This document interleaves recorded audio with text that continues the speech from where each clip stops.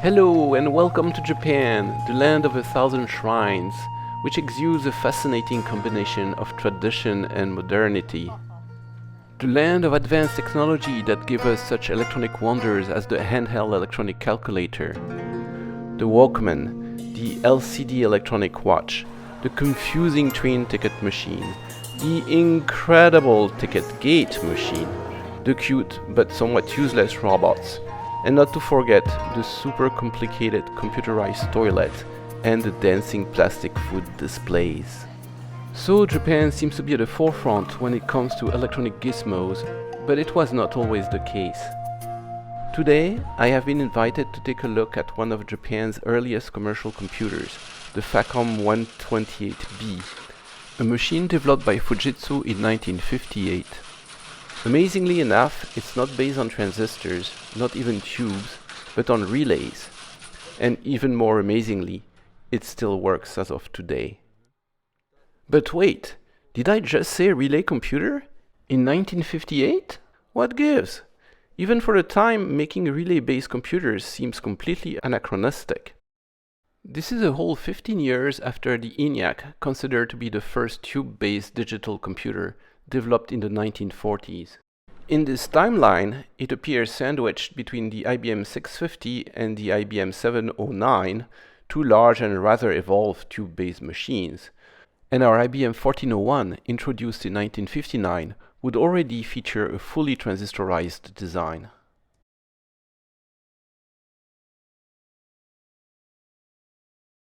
The era of relay computers was contemporary to the ENIAC. George Stibitz at Bell Labs was the first one to realize that the same relays used in telephone installations could be used to build computers built on the binary principle. He demonstrated the first relay-based computer in 1939. It was quickly followed by larger and larger models for the military.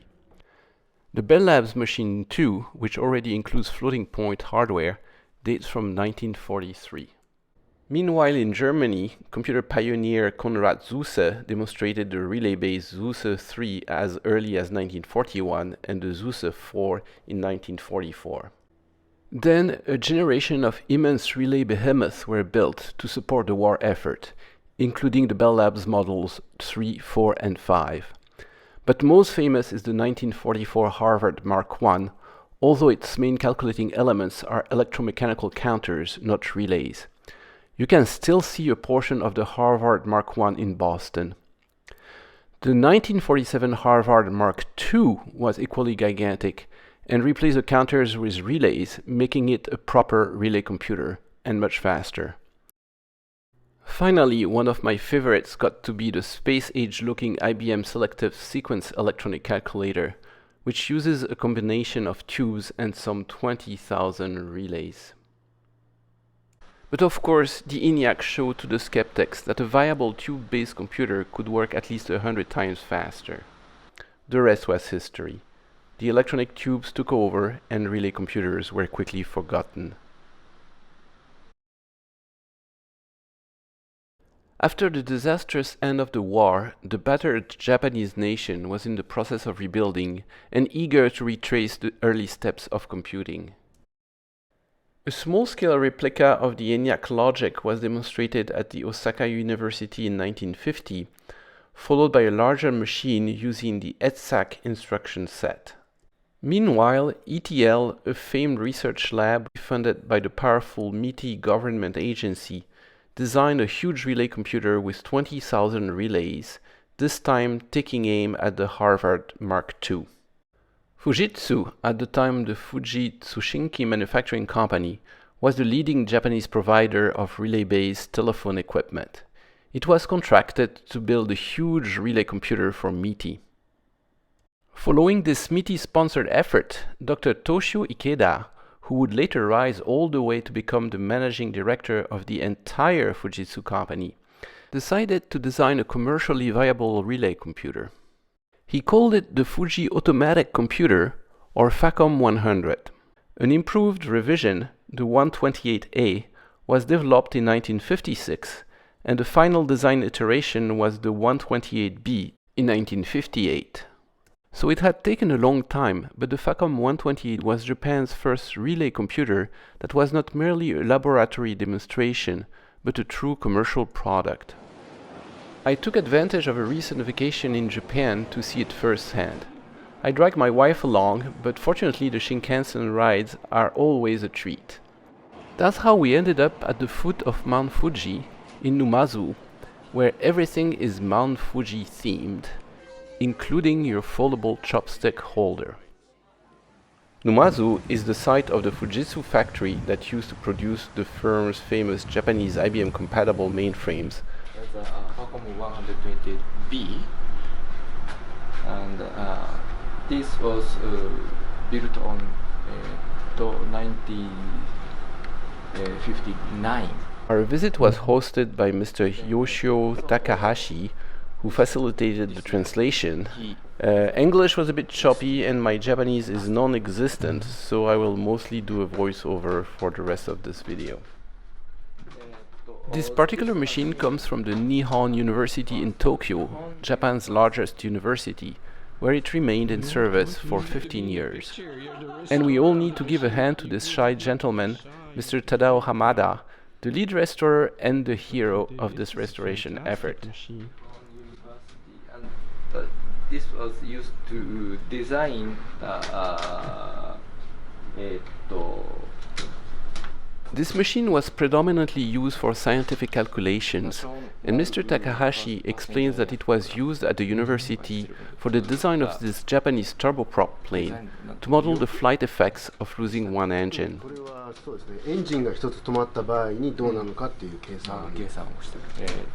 It's done with relays.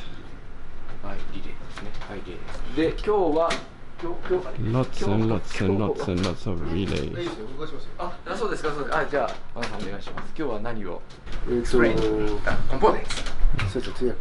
Mr. Hamada gives us a quick orientation of the main elements. The CPU is contained in the racks in front of us. We'll see how the memory is hidden behind in a minute. It has a very impressive central console. It is also well endowed with multiple tape readers and punchers, with a very large bit width. The tapes are used for both programming and data. The 128B also has banks of read-only memory. The read-only memory is simply implemented with PEC contacts and perforated cards. It is primarily intended for special function lookup tables and subroutines. The system is completed by an output printer. As you'll see, its principle of operation is directly inspired from the older IBM moving bar printers found in the early tabulating machines, but it prints impressively crisp output.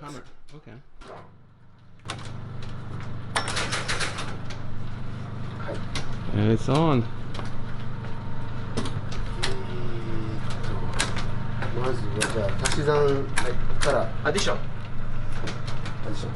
Okay. Okay, we're on. I believe the first demonstration is going to be 3 plus 3. Now, as you can tell, it's not entirely obvious how you would do such a simple thing faced with the sea of buttons and lights. 3 plus 3.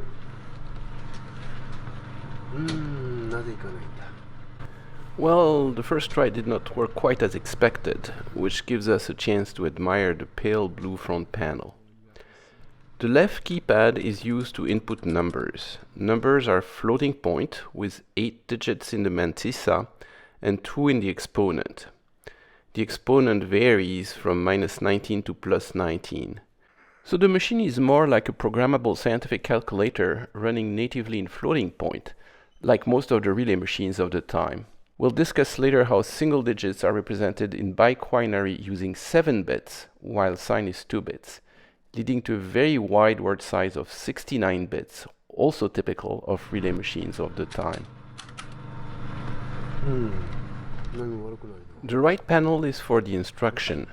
It starts with 3 memory addresses fields of 3 digits each, 2 for the operand and 1 for the result. The 2 first address fields go from 0 to 299, and the third address is from 0 to 199. Now, on the right of the keyboard is the opcode part of the instruction.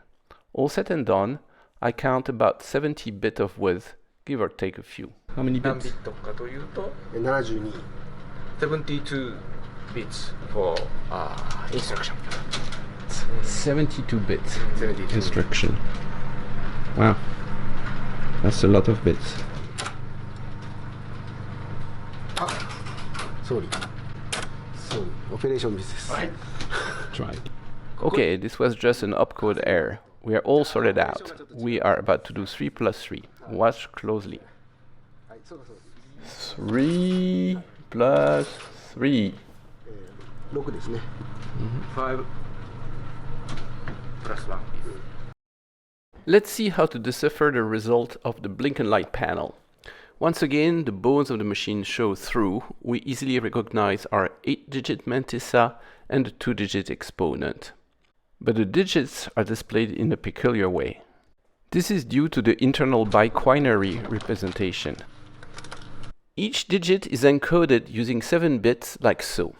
There are 5 bits encoding the quinary part 0 to 4 and 2 bits encoding the binary part 0 or 5. The result is obtained by summing the quinary and the binary parts. In our case, bit 5 is on and bit 1 is on, so this is 5 plus 1, this is 6. 6ですね5 plus 1 The main advantage of biquinary is the ease of error checking. Note that always one and only one bit has to be present in the binary and the quinary part of the coding. It is very easy to find a relay that has stuck or not made contact, in which case either 0 or 2 or more bits will be set in a section. Since temporary contact problems are frequent in relays, biquinary encoding was well worth the extra coding bits, and an accepted standard encoding scheme ever since the Bell Labs 2 relay machine. Other add and subtract Takahashi-san is showing us the rack responsible for addition and subtraction.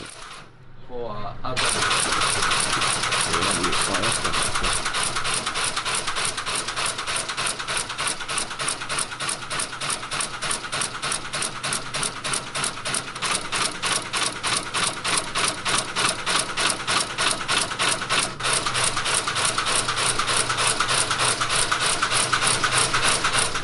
multiply, divide and square root.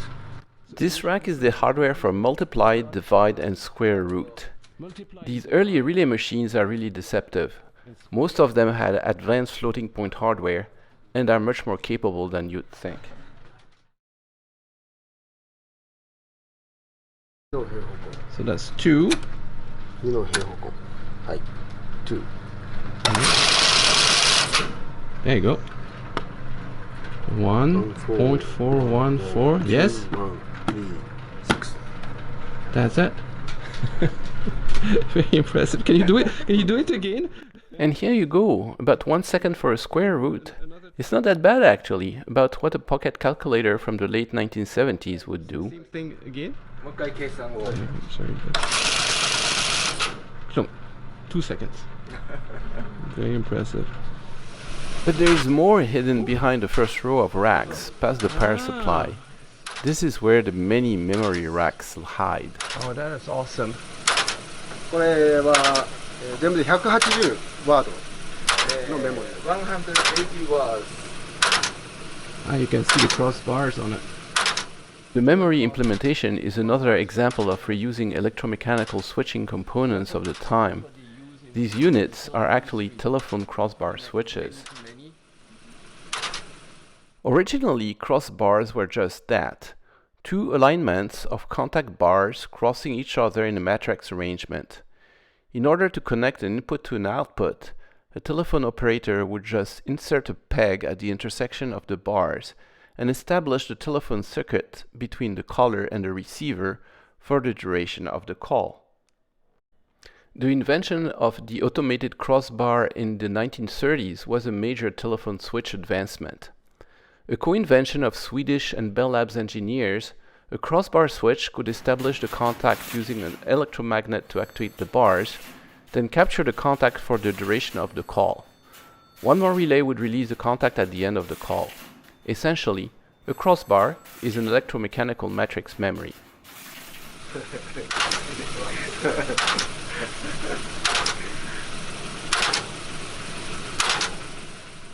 The FACOM 128B has 180 words of memory, and assuming a 69-bit width, that would be about 13,000 bits. And how much memory total? This is all memory. This whole thing is more memory. Tons of memory.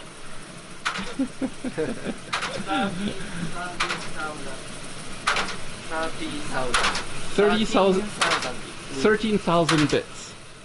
The memory takes a huge amount of space hidden at the back of the machine.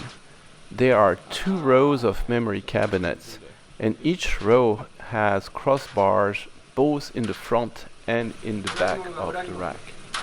Wow.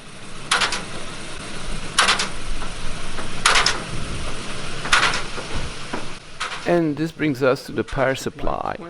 There are 2 cabinets. The functional one here is actually a very well done modern reproduction, while you can see the original decommissioned one just behind. The machine is pulling 30 amps at 80 volts, so about 2.4 kilowatts. This was much less than expected. Our transistorized IBM 1401 is about 12 kilowatts. To put it in perspective, a single modern 19-inch rack from a Google or Facebook installation would be in the 25 kilowatt range. Supplies, but it's a reproduction of the original. Here you have the older style switches. 30年 That means 1960. Where you can read that. Oh, okay, you have to be good in Japanese.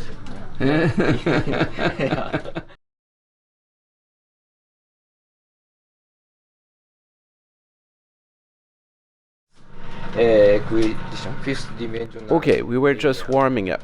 Now we are going to solve a realistic math problem, a set of 5 linear equations. This will involve the inversion of a 5x5 matrix. Program the machine. And to program the machine, we have the trusty paper tape, and it's not 8 bits. So this has all the bits of... This problem requires running a program loop, which in our case is an actual perforated tape loop. The tape is 36 bits wide, so an instruction takes 2 rows of perforated tape. One paper tape is used for the program, and the second one is used to input the data. Oh, the data. Okay. Alright, I hope everyone is ready for the big matrix inversion. Here we go. There she goes. Oh, everything's working. Oh, it's a balance.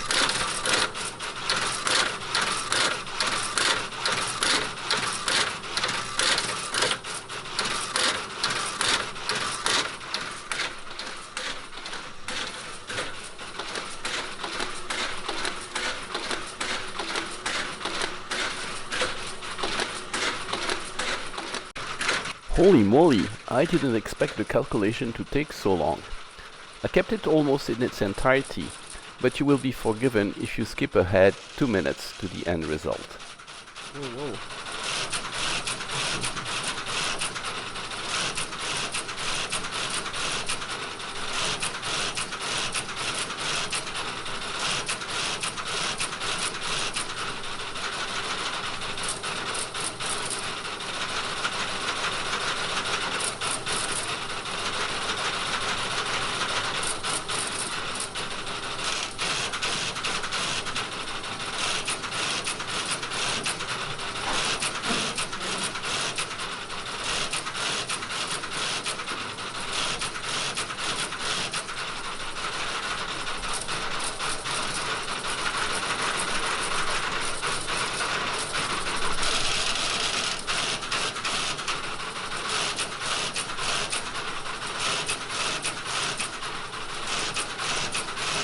So right now it's inverting the matrix, doing matrix inversion.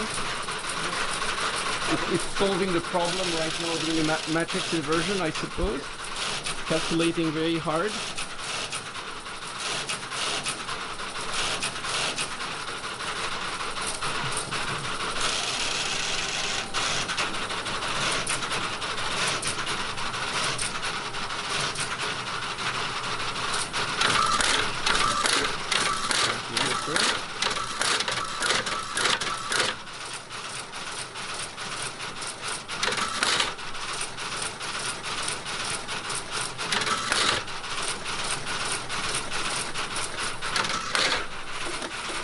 Pretty hard to film, everything's moving at the same time.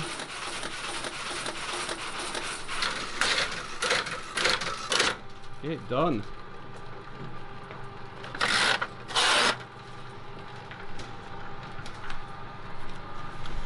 最初ここが、はい。インプットデータ、このデータですね。Mhm. Input data. Yes. And the answer is down there. Fantastic.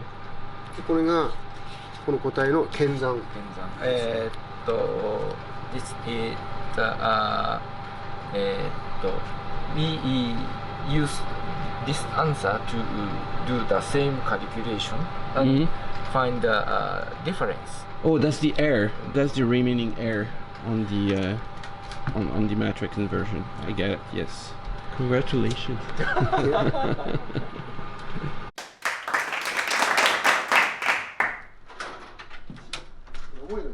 But what do you do when something goes wrong? Hamada-san tells me it does not happen too often. Regular maintenance is only every 3 months. On average, with the machine being demoed almost every day, they change out only one relay a year.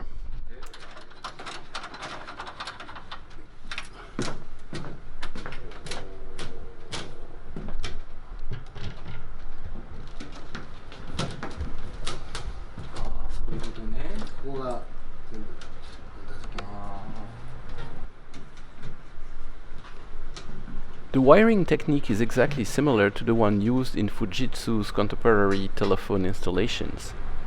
Notice that no connectors are used for the relays. Wires are soldered directly to the leads, which makes it quite challenging to swap out a relay. I also liked that they had preserved the original maintenance toolkit that came with the machine. There would be just one successor to the FACOM 128B, a scaled-down Model 138. And this was the end of the relay computer story. But this was not the end of the FACOM line, quite the contrary, but rather the beginning. Collaborating with former IBM famed designer Gene Amdahl, Fujitsu would go on to release a successful series of IBM-compatible computers under the FACOM name, that not only were compatible, but also looked very much like their IBM brethren. Eventually, Fujitsu would emerge as Japan's computer powerhouse and build some of the fastest computers in the world. What a treat, though, to witness the first heroic steps of computer engineering so well preserved. I hope you have enjoyed this marvelous machine as much as I did. Many thanks to my hosts Takahashi and Hamada-san, and also to Samtec and Fujitsu, that let me spend some geek time with no intention to bring back any business whatsoever. Sayonara!